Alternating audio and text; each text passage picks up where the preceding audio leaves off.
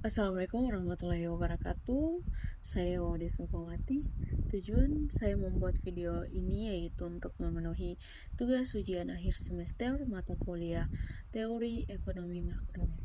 Dalam video ini saya akan menjelaskan secara singkat apa itu pertumbuhan ekonomi optimal, desain kebijakan moneter, dan implementasi kebijakan moneter. Laju inflasi optimal adalah tingkat inflasi yang dianggap ideal atau diinginkan untuk mencapai stabilitas ekonomi yang seimbang. Hal ini mencerminkan kondisi di mana tingkat inflasi tidak terlalu tinggi yang dapat mengurangi daya beli masyarakat dan memicu kestabilan ekonomi, tetapi juga tidak terlalu rendah yang dapat mengarah pada deflasi atau pertumbuhan ekonomi yang lambat.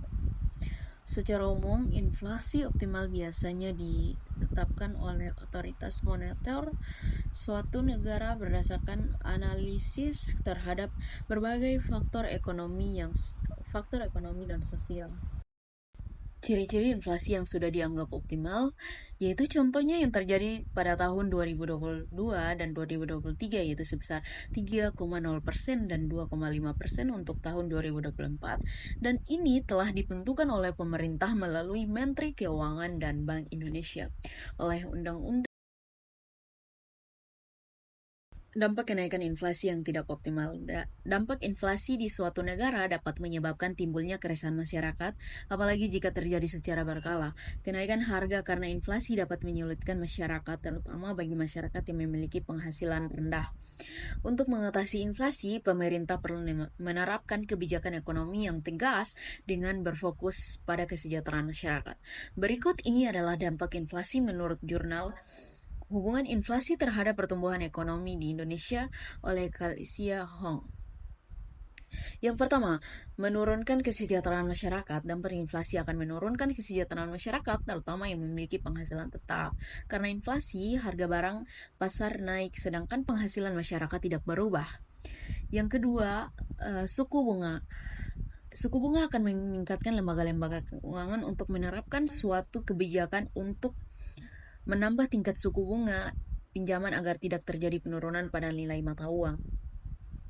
Dan yang terakhir, kontribusi pendapatan untuk memburuk inflasi untuk menentukan apabila tidak pendapatan suatu negara lebih tinggi dibandingkan laju inflasinya. Namun, secara umum jumlah yang memperoleh keuntungan lebih sedikit dibanding oleh yang merugi. Oleh karena itu, pembagian pendapatan masyarakat di suatu negara tidak rata atau berat sebelah. Yang kedua yaitu desain kebijakan moneter.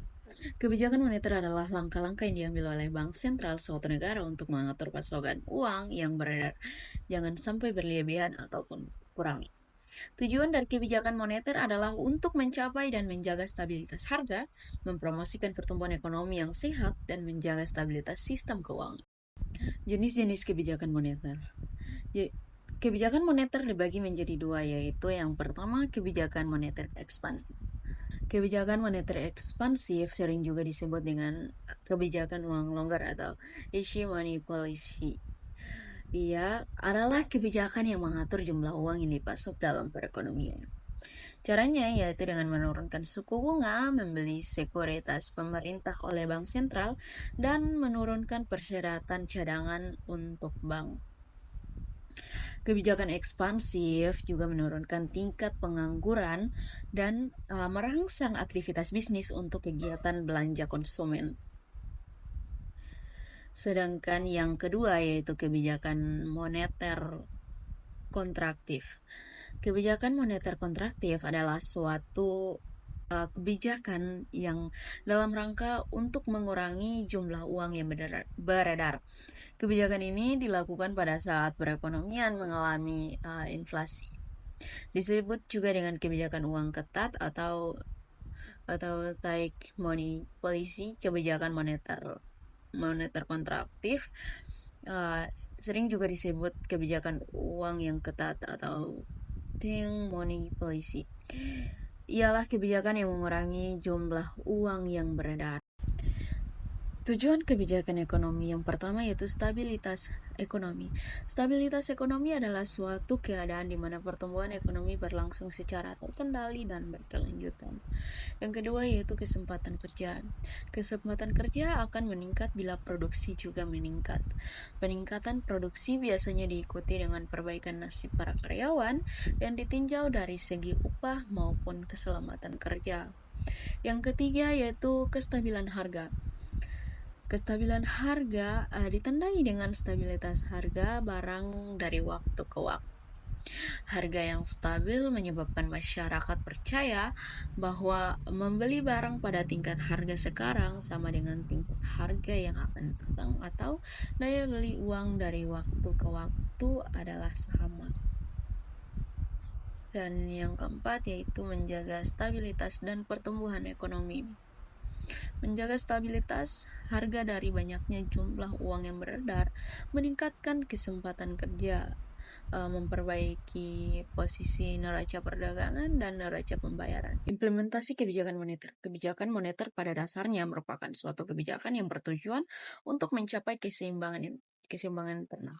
Pertumbuhan ekonomi yang tinggi, stabilitas harga, dan pemerataan pembangunan, dan keseimbangan eksternal yaitu keseimbangan neraca pembayaran serta pencapaiannya tujuan untuk makro yakni menjaga stabilitas ekonomi yang dapat diukur dengan kesempatan kerja, kestabilan harga, serta neraca pembayaran. Fungsi kebijakan moneter dalam perekonomian yang pertama sebagai pengendalian inflasi. Salah satunya yaitu untuk mengendalikan tingkat inflasi dengan mengatur jumlah uang yang beredar dan suku bunga, Bank Sentral dapat mencoba untuk menjaga tingkat inflasi dalam kisaran yang ditargetkan. Yang kedua, stabilitas sistem keuangan. Kebijakan moneter juga berperan dalam menjaga stabilitas sistem keuangan. Bank sentral dapat mengambil langkah-langkah untuk memastikan bahwa bank-bank lembaga keuangan lainnya beroperasi dengan baik dan tidak menghadapi resiko yang tidak terkendali yang bisa mengganggu stabilitas sistem keuangan secara keseluruhan. Yang ketiga, menjaga stabilitas mata uang. Peran dan fungsi kebijakan moneter adalah menjaga stabilitas nilai tukar mata uang suatu negara melalui investasi di pasar valuta asing dan kebijakan suku bunga. Bank sentral dapat mencoba untuk mencegah depresiasi untuk penguatan terlalu drastis dari mata uangnya yang dapat memiliki dampak yang signifikan dan perdagangan internasional, inflasi, yang stabilitas ekonomi secara keseluruhan. Dan yang keempat yaitu mendorong pertumbuhan ekonomi. Peran dan fungsi kebijakan moneter juga digunakan untuk merangsang atau mengendalikan pertumbuhan ekonomi. Dengan menurun suku bunga, bank sentral dapat mendorong pinjaman uang dan investasi.